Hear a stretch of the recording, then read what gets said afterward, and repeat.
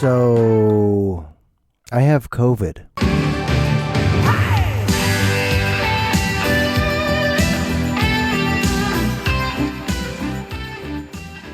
Yeah, COVID-19.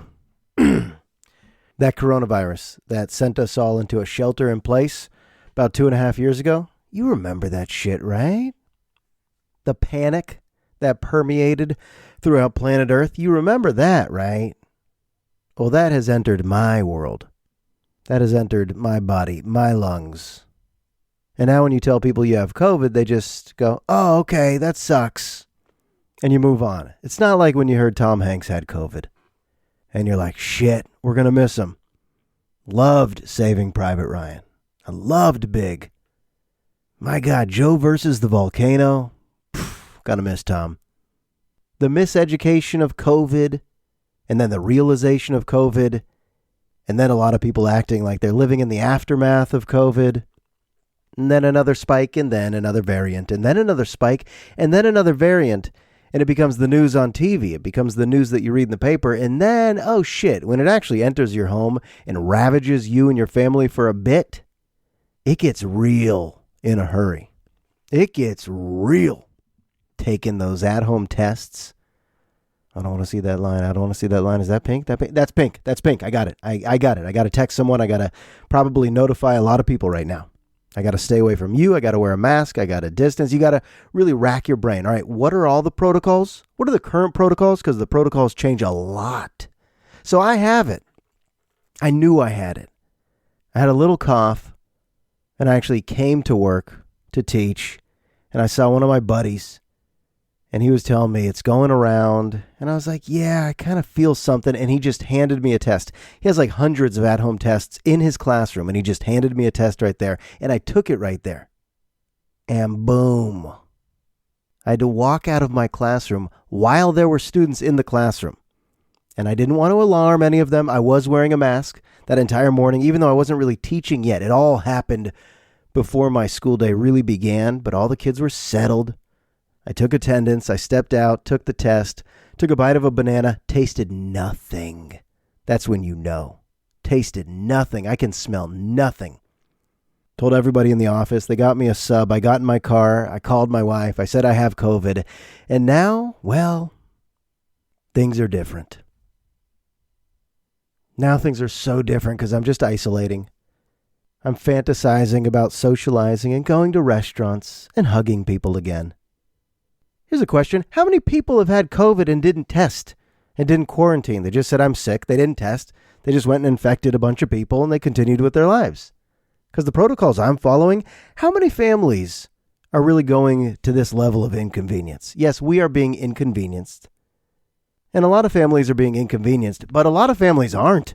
A lot of families don't just stack 30 at-home tests and test every time someone has a sore throat. Maybe you should if you can, but most people aren't. If you have a little cough, if you feel like you have cold symptoms, how many people are immediately testing for COVID and waiting for the line to appear like it's a pregnancy test?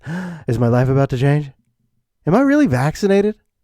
I know it reduces symptoms to be vaccinated, but am I vaccinated? I just easily caught that variant. What's it called? The BA2? The BV2? My banana just tasted like bland mush. This is last week. I haven't tasted anything for a full week.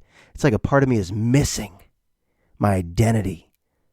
One of my favorite things to do? I don't know. Taste things? That's missing. So every meal is just a robotic. The texture is this. The consistency is this. That is crunchy. That is mushy. That is hot. That is cold. Nothing is registering, folks. Nothing is registering. My 4-year-old got it from me. Or did I get it from her? No one knows. That's what everyone asks. So where'd you get it? Who actually knows where they got it? I guess some people do, but I don't know. I don't know where I got it. My 10-month-old just tested positive. She has it. My wife, still negative. She's bionic. Apparently my wife is bionic.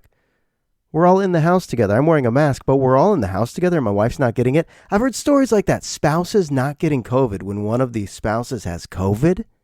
We don't understand shit. We don't. We have experts telling us expert things, but it changes so frequently, so we don't really know shit. I'm trying to avoid Googling long COVID, where you start to wonder, wait, am I fucked? Wait, am I going to have that brain fog for a while? When do I get to taste things again? What about fatigue? Oh, fatigue. I go around the block, it's like I ran a marathon. Now I'm complaining. Of course I'm complaining. Of course I'm complaining. Then I take a step back and go, but I get a lot of quality time with the fam. Had to pull the e-brake on the rat race of life, and now I have some subtle mindful benefits, don't I? I just get to inhale and exhale. That hurts. That hurts my lungs. But I know I'm going to search for a few positives, even though I miss work. Maybe that's a positive. I'll go back to work and appreciate it more than ever. What's another positive? Do I get a little immunity? Do I get a little bit of immunity now? Do I become stronger because my body has battled this? I don't know. It really is some prisoner bullshit where you count down the days. I'm chiseling days on my bedroom wall. Sunday became Monday. Test again, he's positive. Became Tuesday. Test again, he's positive. Becomes Wednesday, Thursday, Friday. You can come back if you test negative. I tested positive. Becomes Monday. Becomes Tuesday. All of a sudden, it's going to be summer break, and I'm not going back. I don't know. Just a banana of bland, mushy nothingness. The weird part is it feels like over 2 years ago. It's reminiscent of how it felt when we had to shelter in place and we didn't have COVID. When everything was actually closed, but we didn't have COVID. And now I have COVID and everything's open, but I have to shelter myself. And I have to text people things like, hang it in there. Yeah, we're hanging in there. But really, the cabin fever is back. And I'm going back to that scary world.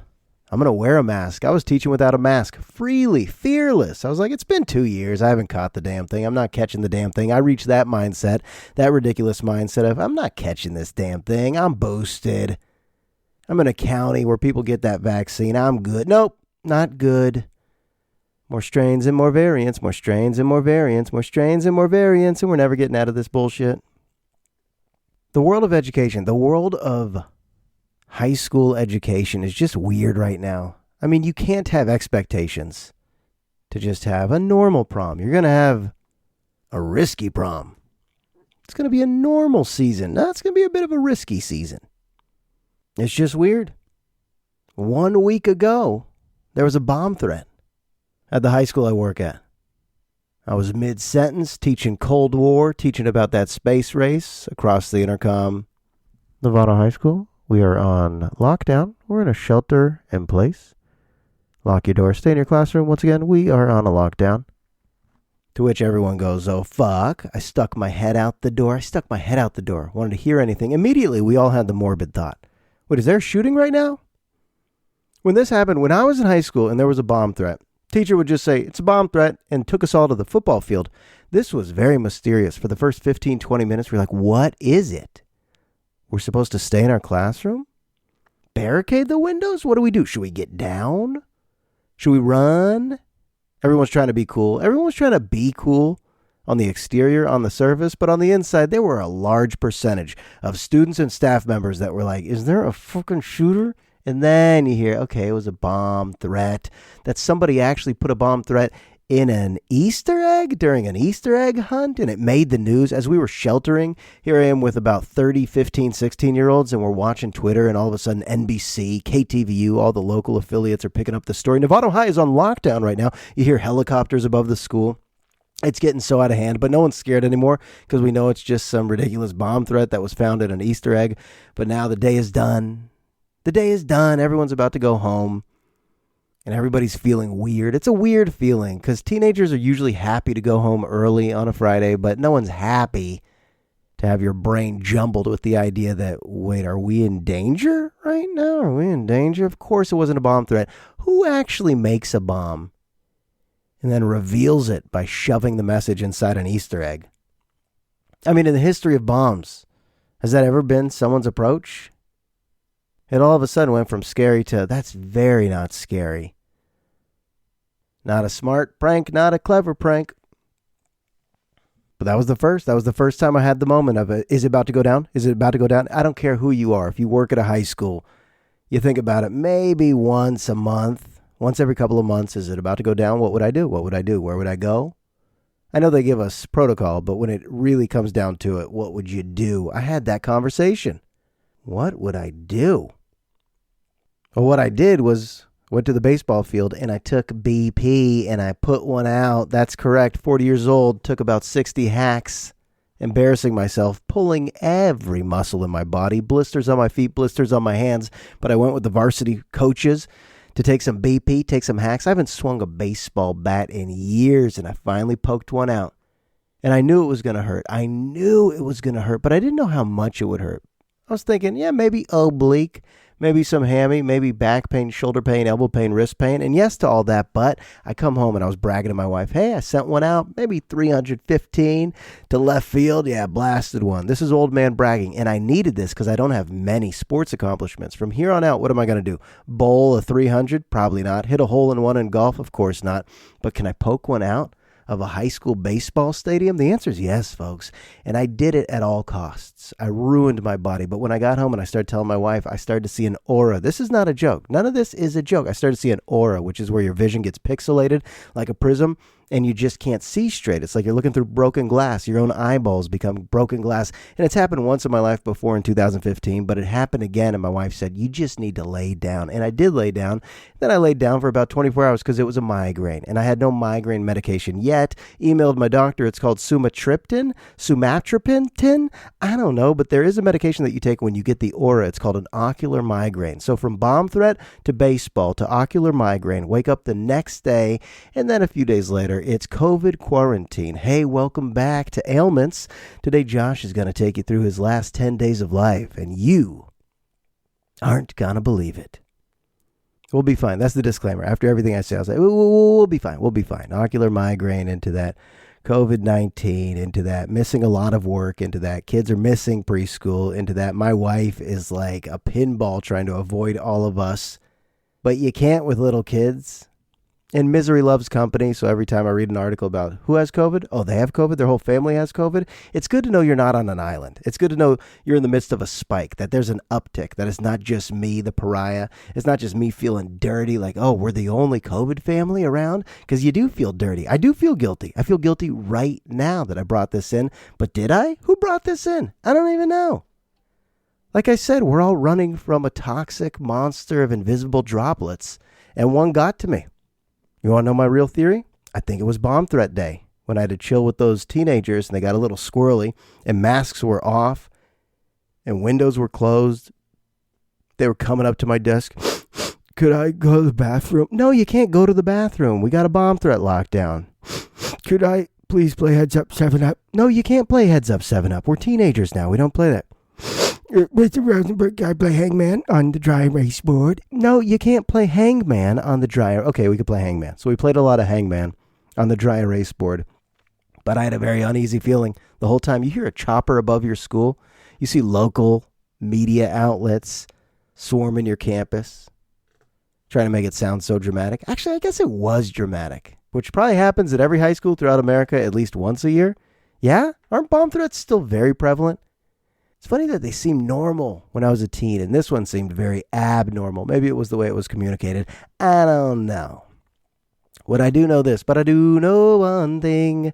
This could be love because I've had the time of my life, and I owe it all to... Is that the greatest scene? Is that the greatest scene? Swayze? No Swayze, no Wazy. Put baby in a corner. You don't put baby in a corner. That is a flash mob. If you rewatch Dirty Dancing, daytime, nighttime, any hour. Now I've had the time. Try not to get the fucking chills when Swayze takes baby out the corner. Right now, name a better crescendo to any movie. A better ending. Where it all culminates in something that just gives you the chills for 5 minutes. You're like, oh my golly, look at the moves on Swayze. And she's really coming along. What's her name? Jennifer Grey. And she's really coming along. And who played the dad? Orbach? Jerry Orbach? What a dick in that movie. Dirty Dancing, that's like one of the first movies. That, The Princess Bride. When I think about the first movies that I was actually able to stay with the plot. Non-cartoon movies that I was able to stay with the plot. Watching adults have adult issues. Just being blown away now. I've had the time. I got to tell you right now, didn't love reading as a kid. Hey, that's a great transition. Whoa. Did you go to transition school? No, just off the top of my head. I just wanted to tell you, I didn't love reading as a kid, and my mom kept shoving books my way. Maybe you'll like this young adult genre. Maybe you'll like reading about the history of the Jews. Maybe you like sci-fi and adventure. No, I just don't like the act of looking at those words. It's slow-paced. It's dull. It's boring. I don't think I fell in love with pleasure reading until I was about 25.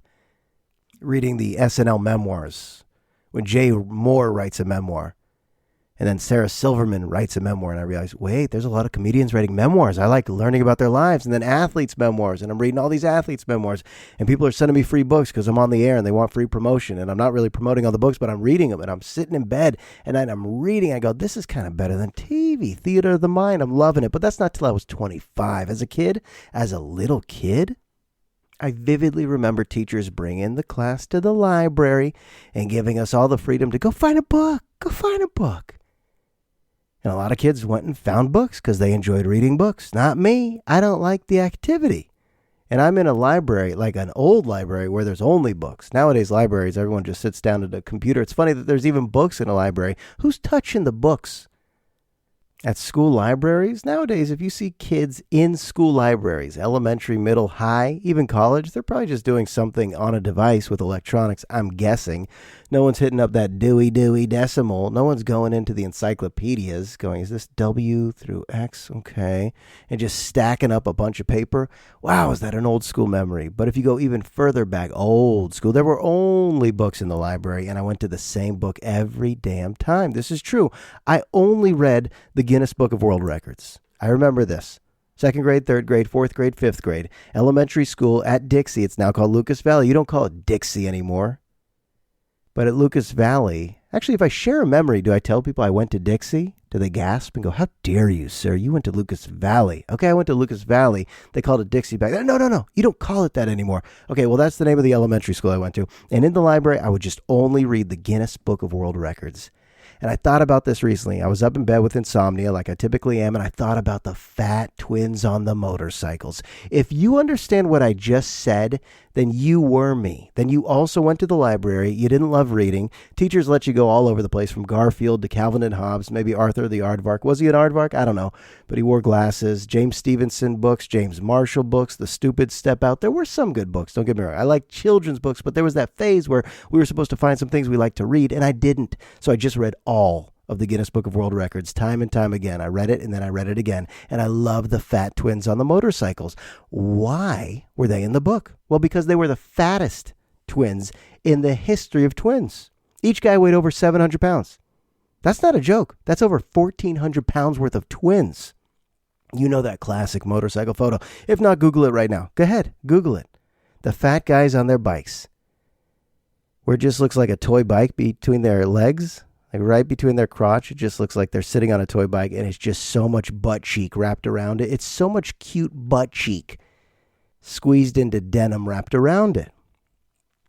And while everybody else in 4th grade is learning, I'm just examining the fat guys on their motorcycles, and I'm examining the lady with the longest fingernails ever. You remember these old school records? I still think in terms of Guinness records.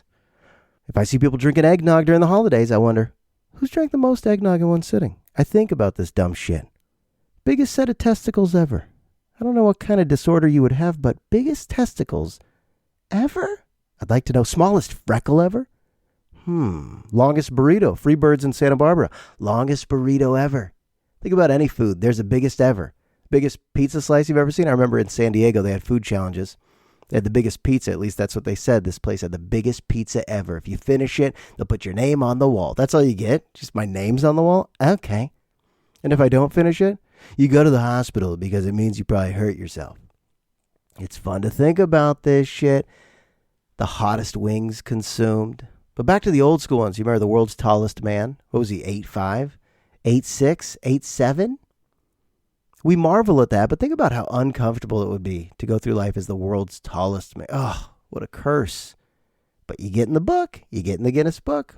I just realized that's my bucket list. Forget everything else. I just want to get to the Guinness Book of World Records. How? I don't know. Maybe the longest podcast ever. Should I just keep going and going and going right now? Should I go for 30 hours? What's the longest podcast ever recorded? You're like, God, no. We want you to wrap it up right now. Longest pencil ever? I looked this up. 738 feet. What would you have guessed? Much shorter. That's what you would have guessed. All right. I'm Googling right now. Hold on. Classic Guinness records. There's the tallest man. Oldest person ever was a French woman named Jeanne Calment. She made it to 122. God bless you, Jeanne. Oh, God bless you. 122. Oh, I do want to get to 100. I don't know why, but what's the quality of life at 122? Longest hair ever? 18 feet of hair. Ew. Ew. Just ew. Don't. You're only doing it for the Guinness Book. Oldest dog ever? You ready for this? 21. A Chihuahua named Toby Keith. Hey, Toby. How old are you? Very old. Tallest dog ever. A Great Dane named Toby. Wait, really? Another Toby? 7 feet tall, a Great Dane. 7 feet? Holy shit. That's like Valanciunas of the Pelicans. Most scoops of ice cream on a cone. Boring. Who cares? 125. Okay, great. You scooped 120. Dull. That one's dull. I can't end on that. Let's go back. Why not just end on the one I began with? The world's fattest twins. Did they purposely try to get that fat on the motorcycles? Why were they on the motorcycles? Was that part of it? Was the category the world's fattest twins on motorcycles? Or just the world's fattest twins? I actually don't know. But I do know that they were both collectively over 1,400 pounds of twin. And you're going to sit there and tell me I should have found a young novel, a young adult novel at that age? No. This is what I get to share with you. So, hey kids out there, if you haven't developed a love of reading, fine, grab the Guinness Book and just plow through that weirdness, that bizarre world of lunacy. I wonder if they're still doing it. If they're still letting those kids in 4th and 5th grade choose that book to sit crisscross applesauce. I'm not saying Indian style, you are. Crisscross applesauce in the corner with your friend Micah. Just saying, bro, look at her fingernails. Look at those. Turn the page. God, look at that. It's the world's largest crop circle. That's so big. That's how you react to every record. Just by saying the most obvious thing ever. The droopiest face skin? Ew, dude. Look how droopy it is. The droopiest face skin. That's going to be me. I'm so wrinkled already. Only 40 years old. I'm this wrinkled. You catch me in the wrong light, where my gray hair looks extra speckled silver and glittery, and my skin just looks catcher's mitt wrinkled. In the wrong light? Ooh, shit. And I'm doing the essential oils. I don't think they're doing much for me, but I'm trying. I'm trying to reverse the clock, but I'm sitting here with COVID. After an ocular migraine, I told my wife, I was like, I think when you're young, ailments don't even register. Like, I don't have any memories of complaining about getting a cold when I was younger. And I know I broke bones. I know I sprained ankle. I don't remember complaining. I just remember healing so quickly when you're young. You heal so quickly, and you just continue doing things out of the house. You don't isolate. I don't have any memories of isolating. All my injuries, all my sickness, I still went out and just did a bunch of shit. Now, I just look at the calendar and go, well, that week's gone. Not going to get that weekend back. I should probably lay low that week. It's like there's so much physical shit around the corner that it's going to really make the healthy moments extra special, where you got to be extra grateful. 365 days in a year, I'm probably going to have 65 shitty ones. Like, I'm talking about physical health, just real shitty ones. So if I get 300 good ones, I'm not even talking about emotional health. I'm not even talking about that. You're talking about that. I ain't talking about that. I told you this shit gives you a lot of fatigue. Not just fatigue in your chest and your tummy and your lungs and your nuts, but it gives you fatigue in the mind. So right now, I think I'm talking about the Guinness Book of World Records, and I'm trying to get through a podcast. I haven't recorded a podcast in so fucking long, and I'm trying to do it right now because my little baby with COVID to sleep, and the other little baby's doing something else, like watching too many videos, and my wife's trying to get work done from a dining room table, and we don't want to go back to the world of Zoom, and we just still want to do our job, but we got to fill out a lot of forms, like workman's comp, and a lot of COVID forms, and you don't give a shit. Keep going, keep going, keep going. The oldest dog ever was 21, and he finally was able to drink.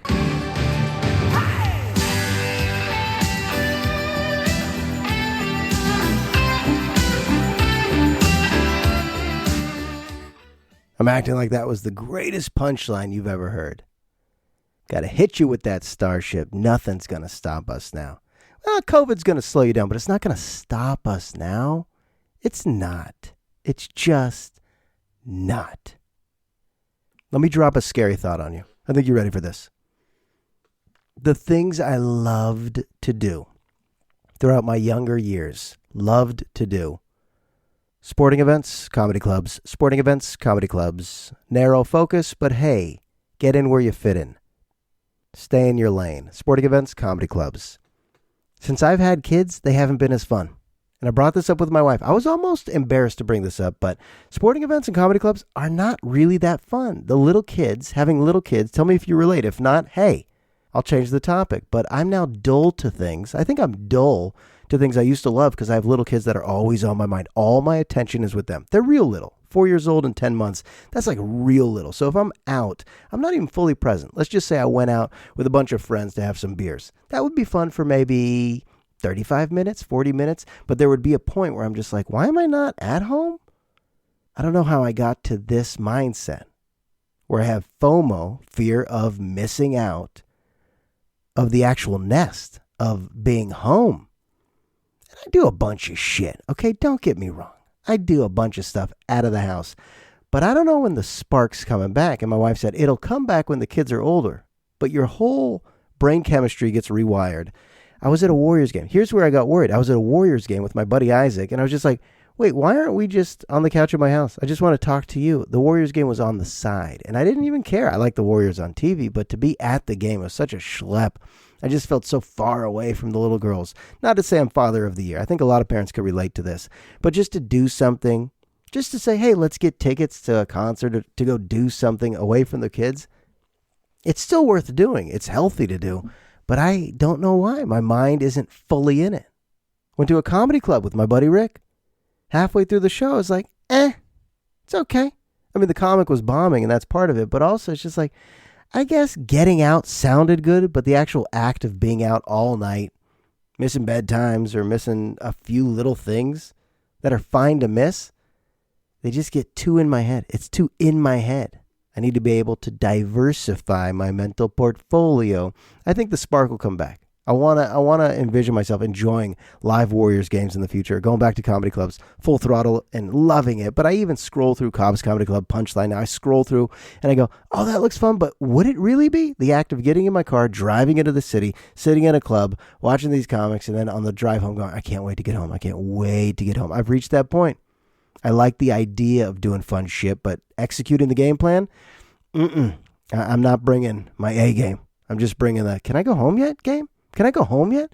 We even went to Bodega Bay for spring break. We went to Bodega Bay. 10 minutes into it, I was like, can we go home? Have I become the world's dullest person? Can I go home yet? This isn't my house. This Airbnb is not comfortable.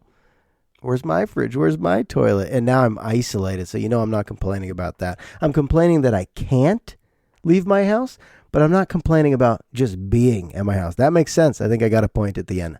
Quarantine, shelter in place, isolation. The idea that you can't go sucks, but just being here, it's fine. It's fine. Don't you worry about me. Some people have some real issues. If it sounds like I'm complaining at any point, I just think about families fleeing Ukraine or what's actually happening right now in Ukraine, and then all of a sudden I don't have problems. It's a beautiful thing. Perspective is the greatest thing ever. You look at your life, you complain a little bit, you zoom out, and you go, it's not that bad. Hey, why are we all getting so cute with sustainable clothes?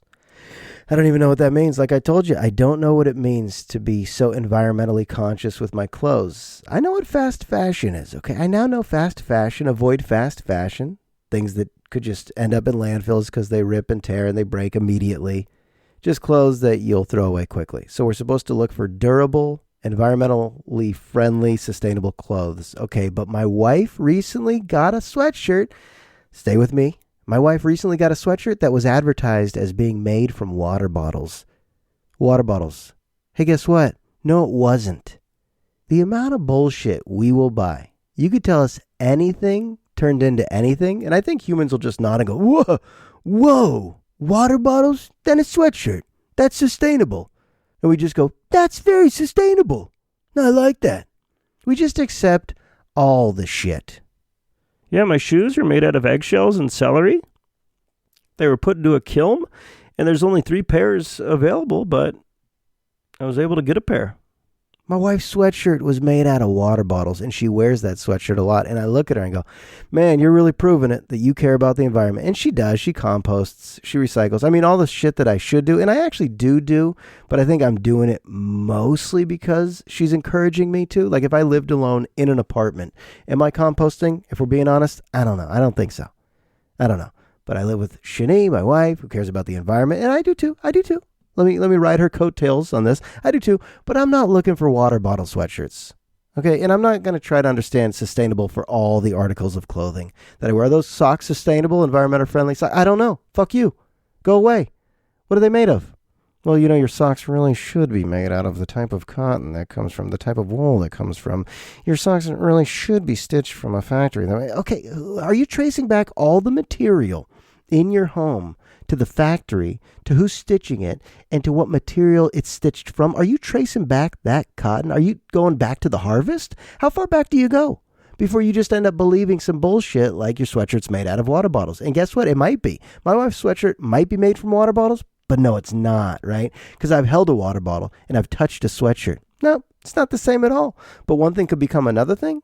Like when you tell me a tree becomes paper, I go, okay, I believe that. I can understand it logically. A tree becomes paper. But if you told me that cream spinach could become, tires for my car, I go, no, cream spinach can't become tires for my car. And even if someone sold it to me like the all-new Michelin cream spinach tire that's going to make you rethink your approach to the road. Save the earth, environmentally friendly. I like it. We just had Earth Day. Earth Day didn't even exist till 1970. So before that, no one gave a shit. No one gave a shit. Up until 1970. Then 1970, I just read the article. I forget what I read. I think Nixon, someone, I don't know. Forget it. I shouldn't have brought it up. But when Earth Day started, all of a sudden people were like, you know what? Yeah, let's have that one day a year where we don't take 30-minute showers and just throw our trash into the street. And then it's evolved into this. Water bottle sweatshirts and composting, recycling. How many bins do you have for everything? And it's good. We're trying to save the planet because of global warming and climate change. And, he's not making a point anymore. He's just rambling into a microphone. Some people are still listening. He's going for the Guinness record of most nonsense ever spewed into a microphone in a sustained period of time. In a sustainable period of time. My podcast was made by water bottles. Recycled water bottles.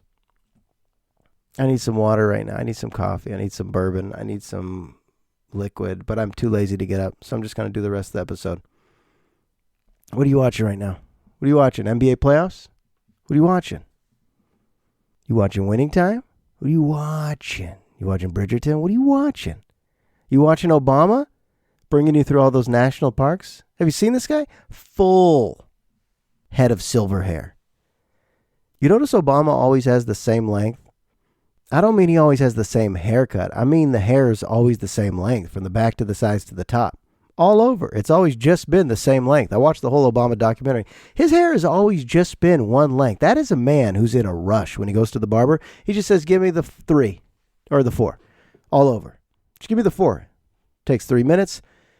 Probably just drops 220s and walks out. 4 minutes for every Obama haircut. He always has the same length. It's like this very thin helmet of hair.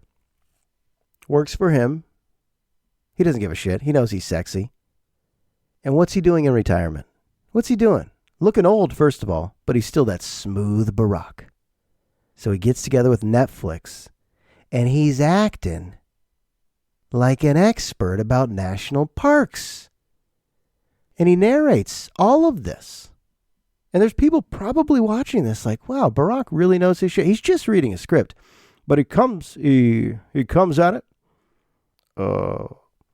World of Wonder, from the Great Barrier Reef to the Chilean Patagonia, all the way through the vast landscapes of Kenya into the Monterey Bay, where the elephant seals will wrestle till the death. This is National Parks.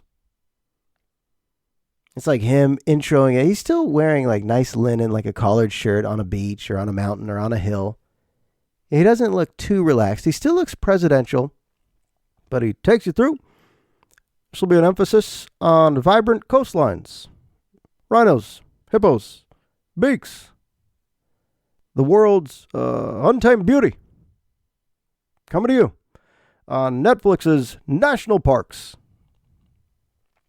There's some unintentional humor. Just watch one episode. Watch Obama give you the national parks. It's beautiful, by the way. Holy shit. The cinematography, the amount of wildlife we could see in vivid, high definition with the brightest colors.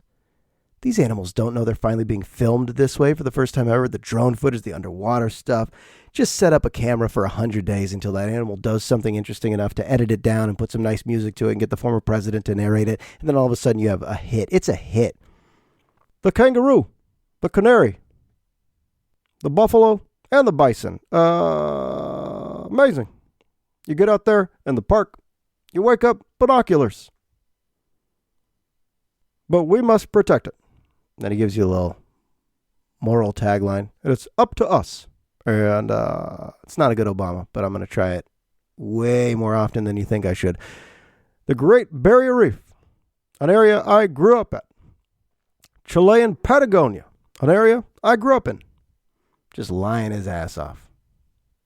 Monterey Bay, where I make my home, where Michelle and I swim with the elephant seals each morning. No, you don't. Indonesia, where endangered species, almost extinct. They're almost extinct. Indonesia, where a rare Sumatran tiger can wake up in the morning and just be himself. Big Sur, where a man could be a man in a water bottle sweatshirt. Oh, that's a shitty impression. And I really committed, didn't I? Really committed. What did we learn in this episode? Not much. I have COVID. What am I on? Day 7, 8, 9? I'm going to lose track. This really is tough to keep track of. My COVID, older daughter's COVID, younger daughter's COVID, and wife chasing COVID. I don't know. Hey, pray for us, folks. I'll pray for you. Let's do it. You pray for me, I'll pray for you. I don't even know who you pray to. But let's all pray for each other. Let's turn this into a big prayer. I pray for the planet of the United States of America and to the corona for which it stands, no taste buds, under God, in isolation and quarantine till my next booster. Amen. Or amen. Whatever.